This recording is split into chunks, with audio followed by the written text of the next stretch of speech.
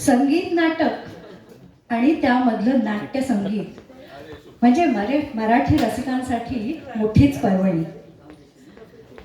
मराठी संगीत नाटकाची आणि त्यातल्या नाट्य संगीताची परंपरा विष्णुदास भावेंच्या 1843 साली आलेल्या सीता स्वयंवर या नाटकापासून सुरू झाली.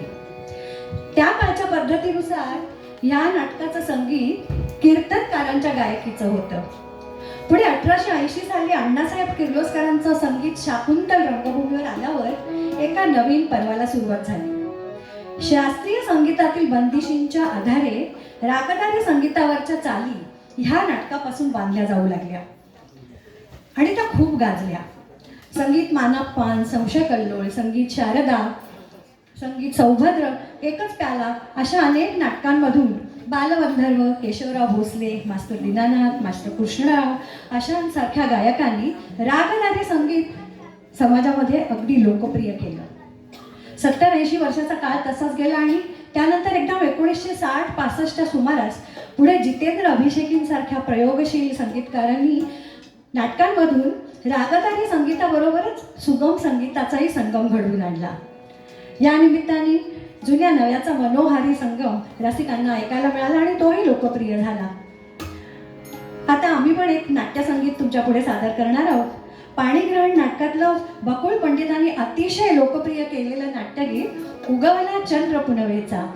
गीतकार आचार्य अत्रे, संगीतकार श्रीनिवास खळे, सादर करतील डॉक्टर रोहिणी बडवे. बकुळ पंडित सारख्या एका अतिशय श्रेष्ठ गायिकेने अजरामर करून ठेवलेलं जे गीत आहे त्याच्यातला सूर आणि सूर तुमच्या सगळ्यांच्या मनावर दगडावरच्या रेखेसारखा कोरला गेलेला असेल. पण आज मी सादर करणार आहे त्याच्यामुळे काही व्हेरिएशन्स असतील, काही सिम्प्लिसिटी असतील. So look at me.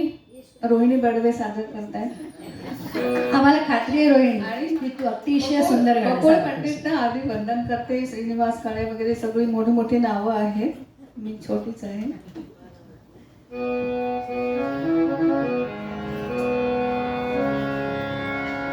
उगवला चंद्र पुनवेचा, उगवला चंद्र पुनवेचा, उगवला चंद्र पुनवेचा, उगवला चंद्र पुनवेचा, मम हृदयी दर्या उसळला प्रीतीचा, उगवला चंद्र पुनवेचा, उगवला चंद्र पुनवेचा. उगवला चंद्र पुनवेचा,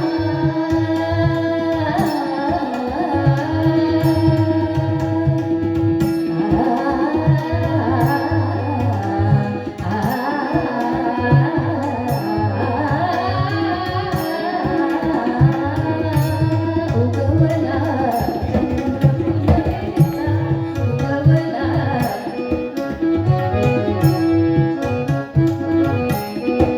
दाही दिशा कशा फुलल्या, दाही दिशा कशा फुलल्या, दाही दिशा,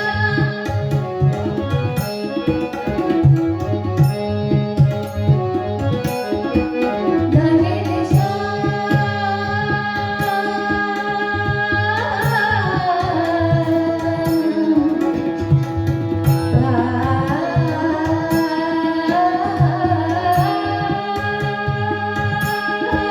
दाही